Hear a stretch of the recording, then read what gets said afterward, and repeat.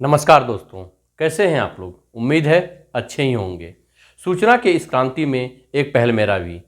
इस एपिसोड में आज जिस टॉपिक को हम लोग डिस्कस करने जा रहे हैं उसका नाम है कंप्लेंट केस। जी हाँ, कंप्लेंट केस आए दिन हम लोग सुनते हैं कि फलाने ने सीजीएम कोर्ट में कंप्लेंट केस किया है, उसी में वारंट इशू हुआ है, चाहे नॉन बेलेबल हो या बेलेबल वारंट हो या समन हो।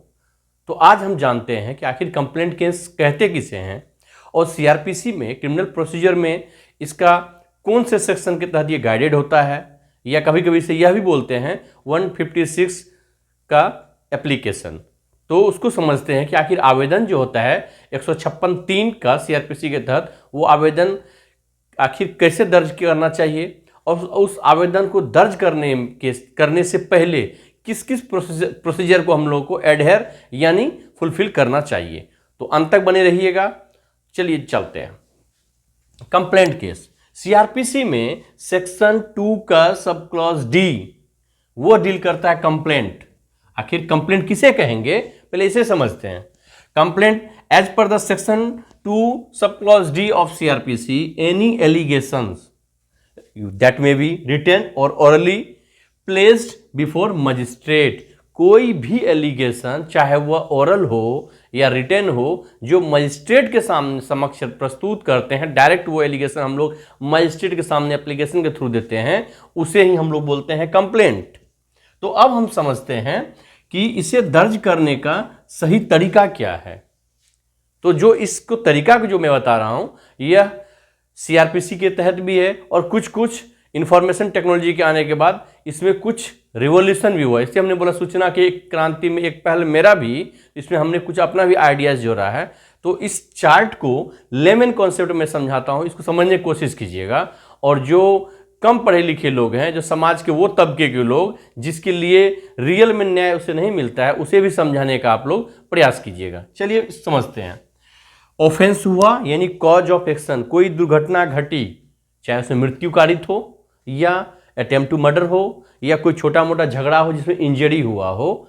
ऑफेंस हुआ तो आप कहाँ जाएंगे, या तो विक्टिम के बिहाफ पे जो भी जाएगा उसको इन्फॉर्मेंट बोलते हैं। ठीक है, सबसे पहले कहाँ जाएंगे हम लोग, पुलिस स्टेशन गए। जो संबंधित वो पुलिस एसएचओ थे या उसके जो बोलते हैं प्रभारी, हम लोग बोलते हैं थाना प्रभारी, उसके समक्ष जाते हैं, जो भी रहेंगे उस समय हाउस स्टेशन में। उनको हम लोग क्या करेंगे, उनको देंगे हम लोग कंप्लेंट या एफआईआर दर्ज करने के लिए जाते हैं कि ये ऑफेंस हुआ है, आप एफआईआर दर्ज कीजिए। यदि इंजरी होती है इफ रिक्वायर्ड, इसलिए हमने लिखा है, तो क्या होगा, मेडिकल एग्जामिनेशन होगा गौर सदर अस्पताल में। लेके कौन जाएंगे, जो कर्मचारी यहाँ पे हैं पुलिस ऑफिसर, वो लेके जाएंगे, उसका एग्जामिन होगा, फर्स्ट एड ट्रीटमेंट होगा। ट्रीटमेंट के साथ साथ जो फर्स्ट एड दिया जाता है, जो भी स्थिति होगी, पहले इसको मेडिकली आप फिट कीजिए। ये जो भी है इसको प्राइमरी जो हेल्थ है उसको उसको कहीं ना कहीं इसका फर्स्ट एड प्रोवाइड कीजिए। और यदि ज़्यादा इंजरी है तो इंजरी रिपोर्ट के लिए भी यहीं से आपको मिलता है। यदि एफआईआर दर्ज कर लिया और हॉस्पिटल में आपको सदर अस्पताल ले गया, प्राइमरी ट्रीटमेंट के बाद मेडिकल एग्जामिनेशन होने के बाद जो रिपोर्ट बनता है, उस रिपोर्ट को वो बन जाता है, तो क्या होगा, इसके बाद इन्वेस्टिगेशन शुरू हो जाता है। एफआईआर दर्ज होते ही आईओ अपॉइंट होते हैं और वहाँ से क्या होगा, अनुसंधान यानी उसका इन्वेस्टिगेशन स्टार्ट हो जाएगा। इन्वेस्टिगेशन चलेगा, उसी दौरान जो है इन्वेस्टिगेशन के दौरान ही या तो अरेस्ट होगा जो एक्यूज होगा, या तो यदि वो फरार होता है तो वो क्या लेगा, एंटीसिपेटरी बेल, जिसमें हमने बेल के कई टाइप्स बताए हुए हैं, कितने प्रकार होते हैं। तो मेरा वो वीडियो देखेंगे आप, तो उस वीडियो में आपको जो है वो पता चल जाएगा कि बेल आखिर होते कितने प्रकार से। चलिए, अब एक सिचुएशन ये है, होना यह चाहिए, लेकिन वास्तविकता क्या होती है, क्या आप जाते हैं हर एफआईआर लिखा जाता है, नहीं। मान लीजिए आपका एफआईआर लिखने वाला ऑफेंस हुआ था, संज्ञेय अपराध था, और इन्होंने क्या किया, नहीं लिखा या टाल मटोल कर दिया या आपको इग्नोर कर दिया, और आपका क्या हुआ, एफआईआर दर्ज नहीं करता है, तो सिचुएशन ये आ जाएगा। यदि एफआईआर दर्ज नहीं करता है तो आप क्या कीजिए, उस आवेदन को लेके उसमें एक पॉइंट और ऐड कीजिए कि मैं दुर्घटना के बाद पुलिस स्टेशन गया था और हमारे जो भी ऑफेंस हुआ उस पर उन्होंने एफआईआर लेने से मना कर दिया या टाल मटोल कर दिया, इसलिए महाशय हम आपके पास आए हैं। वो क्या है, सुप्रिंटेंडेंट ऑफ पुलिस। अब समझिए, सुप्रिंटेंडेंट ऑफ पुलिस के पास आप जाएंगे फिजिकली, हो सकता है कि आपको इंटरटेन ना किया जाए, या तो एसपी साहब के पास समय नहीं था या किसी भी मजबूरी से, चाहे वो जो भी मजबूरी रहा हो, आप मिल नहीं पाए। तो क्या आपका एफआईआर या जो कंप्लेंट है वो पहुंचा? Answer is note. तो बेस्ट तरीका क्या है, आप उस आवेदन को अच्छे से दर्ज करते हुए इस बात का जिक्र करते हुए कि ना तो मेरा मेडिकल एग्जामिनेशन हुआ, और यह यदि यहाँ पे मेडिकल एग्जामिनेशन नहीं होता तो आप खुद भी, मेरा सलाह है कि आप प्राइवेट हॉस्पिटल से भी या कोई गवर्नमेंट हॉस्पिटल है तो वहाँ पे ट्रीटमेंट कराएं। वीडियो शूट कर सके तो वीडियो शूट करें 1-2 मिनट का, ताकि पता चले कि दुर्घटना हुई थी, आपके साथ यह हुआ था, तो आपको यहाँ पे हेल्प करेगा वो। ठीक है, यदि नहीं होती, ये सब काम आप खुद से कर सकते हैं। और आप सारी बातों का जिक्र करते हुए एसपी साहब को बाय पोस्ट भेजिए, स्पीड पोस्ट के तहत। स्पीड पोस्ट करेंगे तो आपको एक पीओडी मिलेगा, पोस्टल डिटेल पर्ची, इतना छोटा सा होता है। उस पर्ची को रखिए और ट्रैक कीजिए।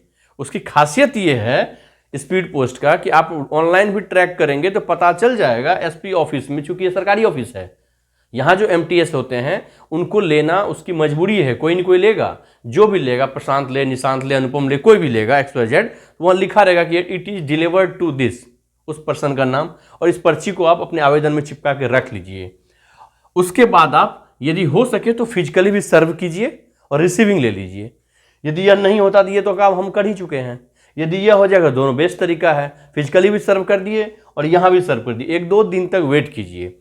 यदि इस पे एसपी साहब इनको बोलेंगे वायरलेस के थ्रू कि आप इसमें क्यों नहीं लिया, जो भी इन लोग अपना प्रोसीडिंग है, यदि एफआईआर हो जाता है तो गुड, एफआईआर होगा मेडिकल एग्जामिनेशन का। यदि रिक्वायरमेंट होगा तो वह हुआ, सारा रिपोर्ट बन के यहाँ पे एफआईआर होगा, इन्वेस्टिगेशन शुरू हो जाएगा। एफआईआर होते ही इन्वेस्टिगेशन शुरू होगा तो आपको इधर जाने का नौबत नहीं आता है। अब आइए, एसपी साहब भी नहीं करते हैं, एक्शन नहीं लेते हैं, जो वास्तविकता में कई केसेस हैं भी ऐसे, जो भी वजह रहा हो। यदि यह हालात क्रिएट होता है, यहाँ तक आपका एफआईआर दर्ज नहीं होता है, तब आप क्या करेंगे, सारी घटनाओं का जिक्र करें जिस क्रमवाइज मीन्स ऑफेंस हुआ, उसके बाद आप यहाँ गए, डेट वेट मेंशन कीजिए जब दुर्घटना घटी, यह हुआ, उसके बाद यहाँ गए, या यदि वो आपको नहीं ट्रीटमेंट कराते हैं तो आप खुद जाते हैं सदर अस्पताल, प्रीफर कीजिए, सदर अस्पताल नहीं मिलता है जो भी प्राइवेट क्लिनिक है वहाँ पे कराएं और वीडियो बना लें, थोड़ा छोटा भी। ये सारी चीज को जिक्र करते हुए, एनेक्चर लगाते हुए, अनुलग्नक लगाते हुए एक अच्छे एडवोकेट को यदि अपॉइंट करेंगे तो वो अच्छा कंप्लेंट एप्लीकेशन या पिटीशन को ड्राफ्ट करेगा। उस पिटीशन को लेके फिर आप 156(3) के तहत कहाँ जाएंगे, मजिस्ट्रेट के सामने उसको प्लेस करेंगे, फाइल करेंगे। जैसे ही फाइल होता है, कंप्लेनेंट का बयान होगा, उसके बाद यदि प्राइमा फेसिया लगता है मजिस्ट्रेट साहब को कि ऑफेंस कम कारित हुआ है और कहीं न कहीं इग्नोरेंस हुआ है, वो आदेश करेंगे कि आप या तो इन्वेस्टिगेशन कर, यदि उनको लगता है इन्वेस्टिगेशन का रिक्वायरमेंट नहीं है तो जो फर्दर प्रोसीडिंग है वो स्टेप वो उसको फॉलो करेंगे। तो इस तरह से हम समझते हैं, यदि एफआईआर नहीं होता है तो कंप्लेंट केस जो है एक अच्छा रेमेडी दिया गया जो भी फॉर द कोर्ट होता है। अब हम समझते हैं कि एफआईआर और कंप्लेंट केस जो है उसमें डिफरेंस क्या होता है।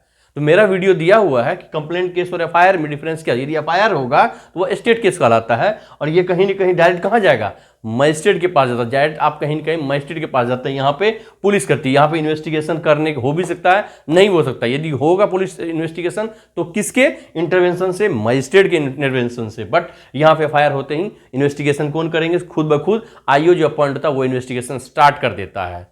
तो इस तरह से हम लोगों ने आज समझा कंप्लेंट केस क्या है। यदि आप लोगों को मेरा वीडियो अच्छा लगा हो, कृपया करके मेरे इस मुहिम में शामिल हो। इस वीडियो को जितना हो सके उतना लोगों तक इसे स्प्रेड करें। जय हिंद, धन्यवाद।